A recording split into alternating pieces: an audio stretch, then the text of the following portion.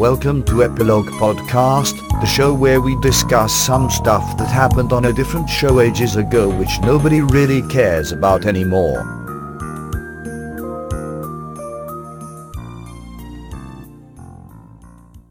Hello, I'm Portponky. And I'm LeBloc.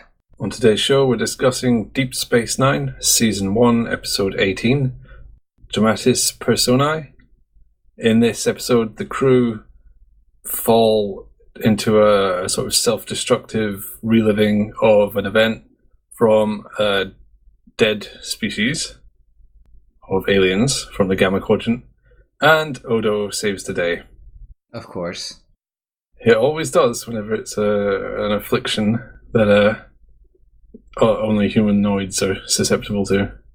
Yeah, that's pretty handy to have a guy who's not susceptible to humanoid afflictions. Yeah, it's also the same as Next Generation, where they had Data, the android. So this idea isn't that novel. Well, I guess I can't think of many other series that have that. It's novel to me as a newcomer to Star Trek, at least. Well, I'm sure it won't be novel for long because it's already been used twice so far, so it's probably going to get ground into us. So, what was your general opinion of this episode? I liked it enough, I guess. That's a very good way of putting it.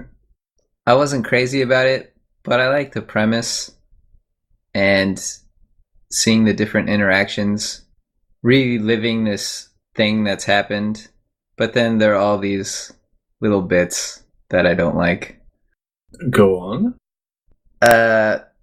Such as the end when the telepathic matrix interference is a visible thing. It can be sucked out into space. Grab onto something sturdy and they all grab boxes. Yeah. I don't know if there's anything in those containers. Maybe that was just visible for the audience's benefit, but that came off as really goofy. I'm pretty sure if you opened an airlock to space like that, it wouldn't just be a little bit gusty. I think it's just a minor inconvenience. It would decompress at speed of sound-ish, wouldn't it? Or probably some factor of the speed of sound. I.e. extremely fast, not a little bit blowy.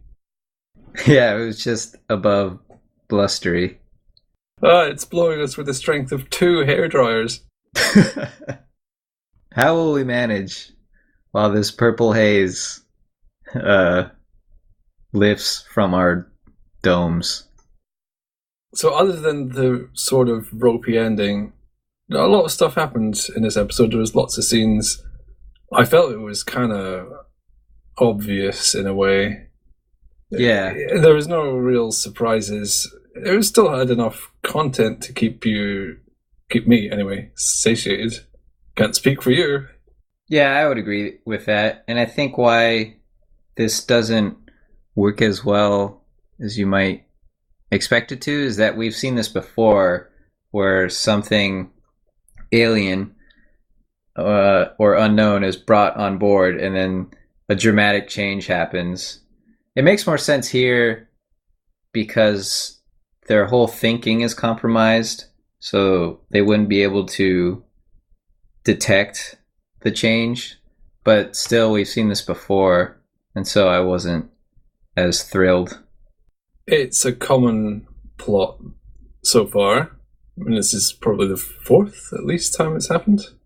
Yeah, there have been a handful. They really should get sort of better security measures. Yeah, I have a note here that this station is incredibly susceptible to outside sources that affect the entire crew. Maybe they should have a meeting about best practices and how to mitigate this. If you find an alien artifact full of psychic energy, do not activate it immediately. Please wait. I hope they stop using this plotline quite so much. Yeah, they've leaned on it pretty heavily in this first season. Saying that, it was quite well done in this episode. It was introduced at a pace that I thought was reasonably fun.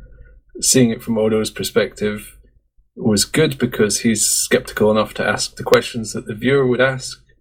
As soon as Bashir starts mouthing off, he's like, "Oh yes, what are you on about? Come on, out with it." That was nice, satisfying to see, I guess. Yeah, it's kind of maddening when those questions aren't asked and you want them to be. And so we got that satisfaction here. This episode would have worked better earlier in the season if we hadn't had this premise so many times. I guess, but there's a reason it's here. I don't know if you've noticed. Some common theme for the last 3, I think, episodes. The tension between Kira and Cisco? No, something more fundamental. I missed it then. Okay, so what are those small glass containers that you keep wine in? Quark? What?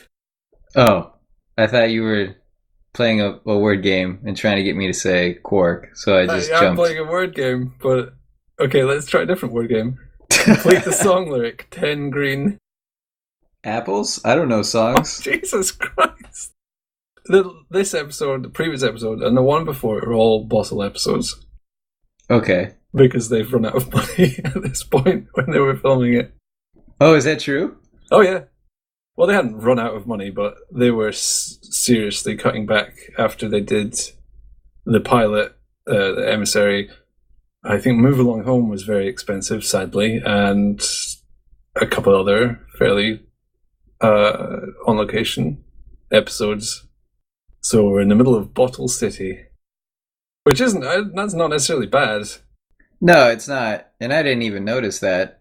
And I think this show can work really well on the station, so it doesn't really stick out to me when we are restricted to the station, unless it's a really bad episode. But then I just focus on what makes the episode bad, not necessarily... I don't think that's an inherent quality of a bad episode, that they're on the station. Well, absolutely not. The whole show is kind of designed with bottling in mind, in a way. Same for all the spaceship shows, because the bottle moves rather than being grounded. Although I've said that, this is actually set in one location that does not move. But the adventure comes to them through the wormhole. What did you think about this episode? I agree mostly with what you said. It was okay. Good enough is a great way of putting it. We didn't get any side plots, and the premise doesn't really allow that because these aren't the actual characters. They're acting outside of the norm. And so it's tough to have something on the side. And I think the episode suffers trying to have this one story propel it all the way through. Oh, that's because they don't put a B-plot if it's a suspense episode in a TV show. Because you cut between plots when the excitement gets high. So you're constantly building up excitement. But if it's a suspense episode like this one where everyone's backstabbing and they can't cut away from the plot too much because it actually works against it or something like that. Oh, you and your logic. Well, I read that and I've probably completely minced it up, but I think that's the reason. That, or it would be really disjointed to see Jake and Nog doing something extremely daft whilst everyone's trying to murder each other. Well, yeah. I was about to bring up Shakespeare again. Which Shakespeare? I'm interested. I was going to bring up Macbeth. I believe after King Duncan is killed, it's the porter scene, which is supposed to... the drunken porter, which is supposed to be funny. And it's right after a murder. But maybe I'm not remembering that correctly. But in general, Shakespeare plays with tones, and it heightens and highlights the tragic parts when you mix it with comedy. Yeah, but I think comparing this episode to Shakespeare is going to not work. Fair enough. I don't think it's at that stage yet. Avery Brooks, who is the actor for Commander Sisko. What do you think of his performance in this episode? Significantly less wooden. I wish he were taken over more often. He actually really shines when he's doing a fairly sort of strained, intense performance. He can really do that well. Yeah, they should throw him into situations where he's strained more often. Although, when Odo was listing the unusual behavior of the crew, he mentioned Sisko being bored and not wanting to deal with the problem of the day. I thought it didn't really stick out. Yeah, it wasn't strange to me at all. Well, it's that he's not just bored, he's completely detached and obsessed with building clocks. So what do you think the point of the clock was at the end? I thought we could invent some strained, tortured analogy. So that they have a memento of this episode to put in future episodes so that this episode isn't meaningless? Is that something they do? Yeah. Okay. I was going to say that even in chaos, there can be order. Can there? What? Yes. Okay. Oh, there's method even in madness. There we go. That's from Shakespeare. Boom. Oh, fair enough. It could just be that the guy really liked making clocks. In fact, it's quite maybe likely that's a hidden trait. Oh, what? Maybe that's a hidden trait that he's always wanted to dedicate himself to building clocks, but then he's kept it hidden, and then it surfaced during this interference. I guess. I have a few things written down, which... Let's hear them. Yeah. There's something that's a general issue with Star Trek, which is that all the doors and lifts and everything are psychic, or magic, however you want to put it. It was very noticeable in this episode. There's a scene where Dax and O'Brien are ordered to go out looking for the Klingon ship's mission recorder. O'Brien walks onto the lift and just waits, and the lift doesn't do anything. And then when Dax walks onto the lift, it goes. And then later on, there's another scene where Kira is about to walk out the door, but turns around to say something, and after she said it, the door just opens. It just knows when to open. They're smart doors. I guess. But they seem very, very perfectly in tune with context of the situation. Well, humans are prone to patterns, and given enough data, it can make reasonable assumptions. I guess, but it would be making perfect assumptions, not reasonable. There's never a scene where they walk over to the door, it opens and then closes, and then they turn around and say something, and then it opens. Oh, that would be great if they did that. The computer says, "Whoops, sorry. Didn't realize you had to come back." Anyway, it's a minor thing. It's in loads of episodes, it stuck out in this one. Bashir has another lapse of medical judgment. Not a surprise. When he gives the naughty injection to the Bajoran officer. When Odo walks in and the guy leaves. And he immediately tells Odo what the guy's diagnosis was. It was fake, but still, the doctor should not be just disclosing patient details to anyone. Can we dismiss that because he wasn't actually Bashir? Well, he was Bashir. He was just modified. Anyway, why dismiss it? Bashir does this a lot. His medical ethics are questionable. More than questionable. Reprehensible. Okay, in this episode they were questionable. Okay, the other thing I wrote down was that ticking off comm badges worked way too well. Yeah. They're just saying, oh, they're standing in a corridor. What are they doing? They keep using that plot device, so all of the crew is aware of this. They should do something about it. Well, it's odd that the comm badges don't have like a heart rate monitor or something built in. Yeah, it should be addressed because people keep taking advantage of it. Well, don't worry, they have been for all of next gen, and they will be for years to come. And they will never stop looking at the monitor and wondering why the comm badge is lying on the floor and thinking, why are they just lying on the floor? I thought it was weird that Kira didn't tattle on Cisco, go above his head again, when she's done that before, when she was unhappy about a decision he made.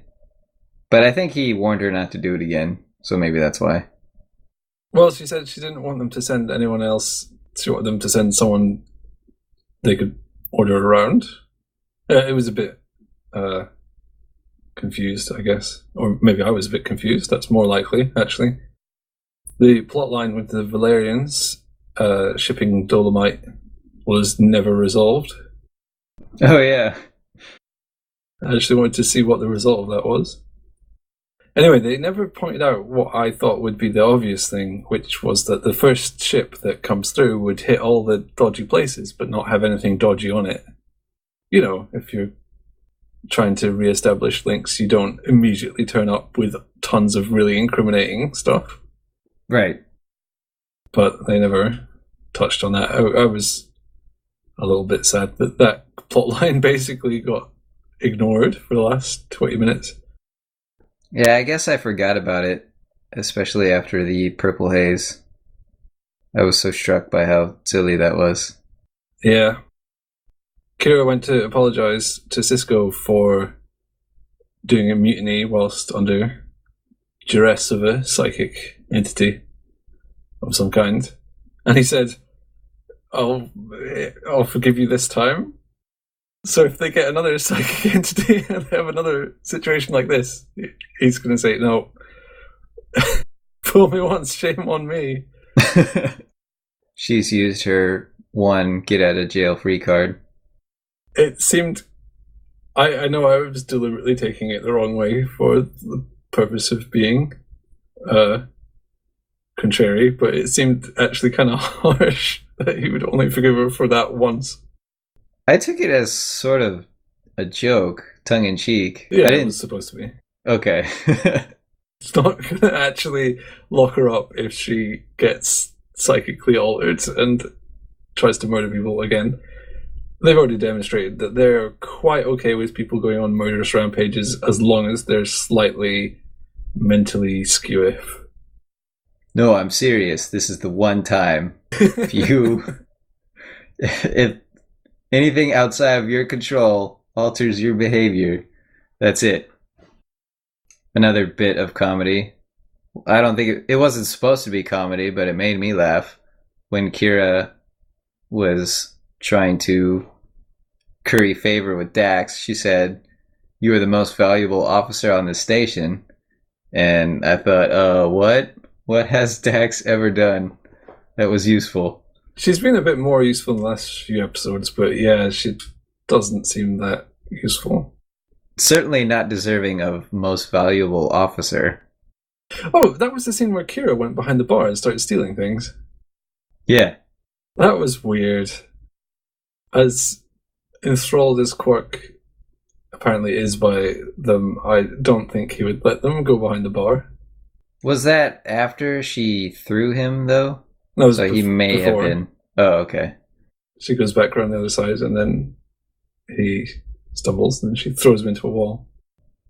I was troubled that Dax is immediately interrupted by O'Brien and Cisco, and then Kira does it as well, but she waits to hear what she's saying first before interrupting her, and then she gives a reason for it, so only the woman had reasonable communication skills. Well, she's the liaison. Yeah, that makes sense. That's her job. And Dax was loopy and saying nonsense. Yeah, you could say that this episode was sort of nonsense. Yeah, very nearly nonsense. It held it together, but only just. So do you have words of thought and wisdom? I guess you can label it as that. I do have a quote. You know what they say, put the shoe on the right foot first, but put the left foot first into the bathtub. I think that's fairly well representative of this episode. Is it? No. In But fact, I'm trying to derive any meaning from that saying. yeah, I know it's not supposed to mean anything, but I tried really hard to get something out of it. So, wait, you put your shoe on one foot first, but your other foot in the bath first? In case the bath is too hot, you might burn your foot. Okay, but wait, is right foot or left foot? Which one is one superior to You the other? put the shoe on the right foot first. Left foot goes in the bathtub first. Is this at the same time? So you're half standing in a bath with one shoe on? Possibly. She didn't elaborate. Fair enough.